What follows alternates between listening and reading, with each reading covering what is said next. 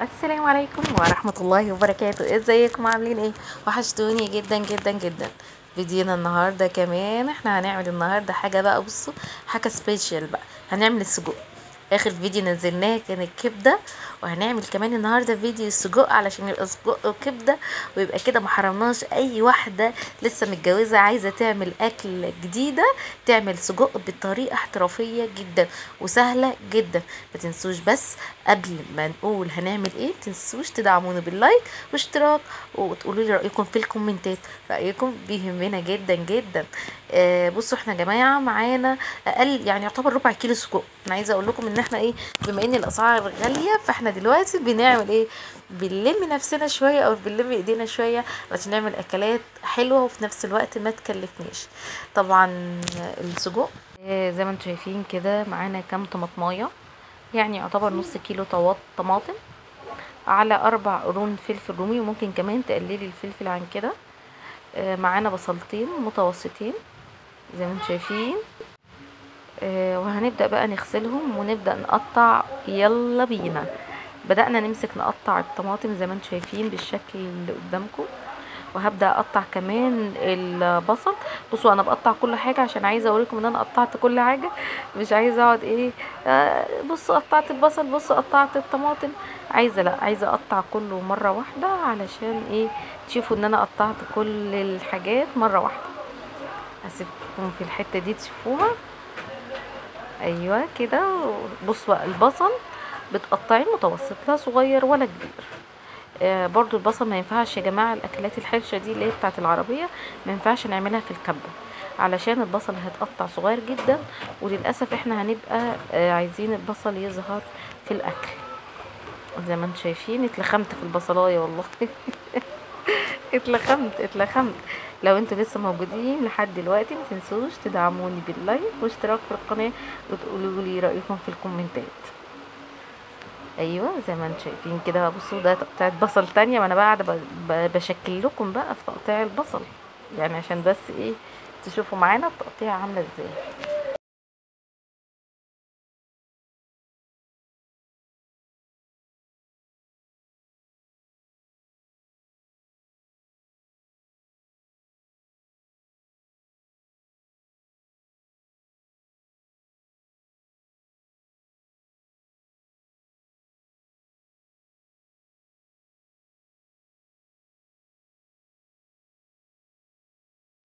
كده كنت بدأت خلاص. انا ايه هعمل الفلفل الرومي اهو. هنا الفلفل الرومي بيبقى كبير شويه عشان لازم يظهر في الاكل، عكس الكبده كان الفلفل الرومي مش باين فيه.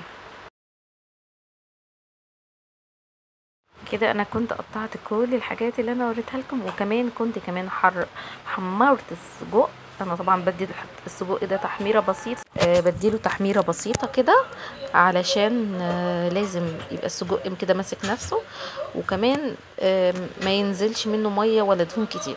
بحاول اقلل منه الدهون علشان السجق بيبقى فيه نسبه دهون كتير. تمام. انا كده بوريكم، بصوا شكل الكميه بتاعتي اللي انا قطعتها.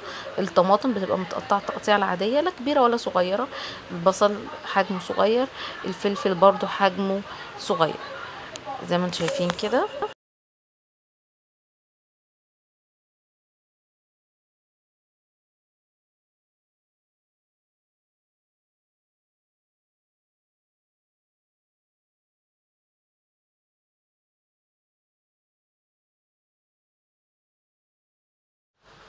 هاجي هنا بقى للسجق، انا عايزه اقطعه حجمه السجقايه بالنص، مش عايزه اقطع منها تبقى كبيره ولا تبقى صغير. عايزه اقطع السجقايه تبقى يعني نص، ما تخليهاش طويله. تمام، علشان يعني معاكي اطفال ما يبقاش كبيره على بقهم. هبدأ اهو. ده الزيت بتاع اللي انا حمرت فيه. ممكن تقللي الحجم او ممكن يعني كده كويس. انا لما عملته والله كان كده كويس. هبدأ ايه، هتحطي ايه البصل بتاعي. طبعا الفلفل الرومي اللي محطوط ده هو علشان كانوا متقلبين في بعض، لكن في الطبيعي بتحط البصل الاول. هنا مش زي الكبده، هنحط الكبده الاول وبعد كده لا، كده كده السجق مستوي، احنا بس هنعمله زي عمليه دمج زي ما بيقولوا. تمام. بعد كده هحط الطماطم اهي زي ما انتم شايفين، تبدأ تتسبك شوية شوية كده، تقلبوها يمين وشمال.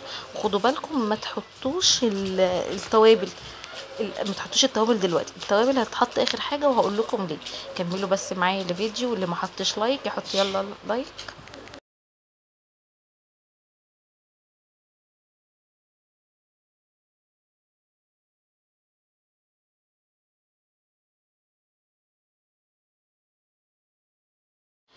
كده بقت خلاص هتخش في السوا اهي زي ما انتم شايفين، بدأت تخش في السوا. هحط هنا بقى، اخد الفلفل الرومي، بقيت الفلفل الرومي اللي كان عندي ابدأ ايه هحطه كده زي ما انتم شايفين، واقلبه تقليبه شمال وتقليبه يمين زي ما انتم شايفين. انا بسيب لكم الفيديو عشان تتفرجوا عليه براحتكم، ما تقعدوش تقولوا لي انت بترغي طول الفيديو مش بنركز. لا، هسيبكم زي ما انتم شايفين كده.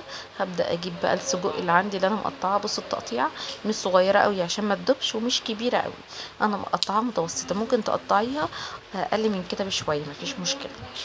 هبدأ بقى كمان احطها ايه جوه الصلصة وايه، وابدأ اقلب زي ما انتم شايفين كده بقى. خلاص هقلب.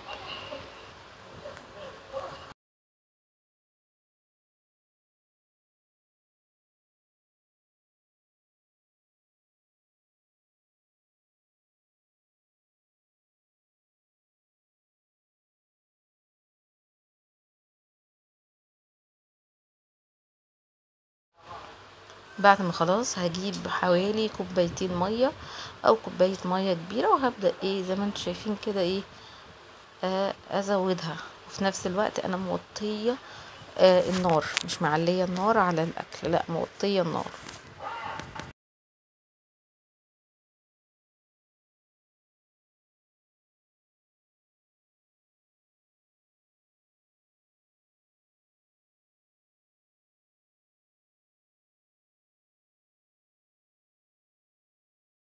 ويبدأ معانا المكون السحري وهو الصلصة. علشان كده يا جماعة انا قلت محدش يحط توابل دلوقتي، عشان احنا قايلين ان الصلصة بتغير طعم الاكل. فلو حطيتي توابل هتبدأي تعملي توابل تانية. فلا، خليت الصلصة الاول خالص، وبعد كده هحط ايه التوابل. طبعا ده كيس صلصة ب2 جنيه او ب2.5 دلوقتي كمان. ممكن تحطي نص وممكن تحطيه كله. انا عامه بحب الصلصه في الاكل، فعشان كده استخدمت الكيس كله.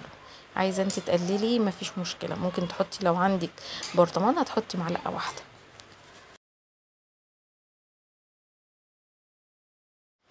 وجينا بقى للتوابل.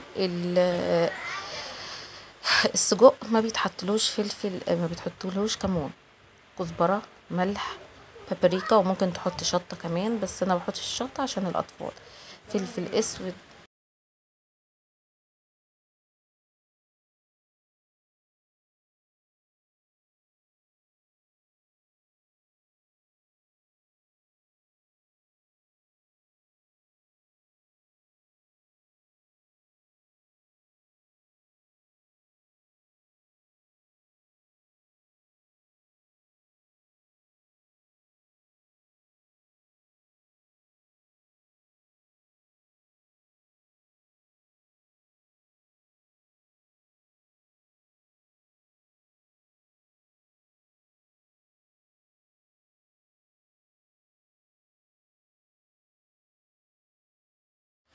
وبس هنا كان الشكل النهائي.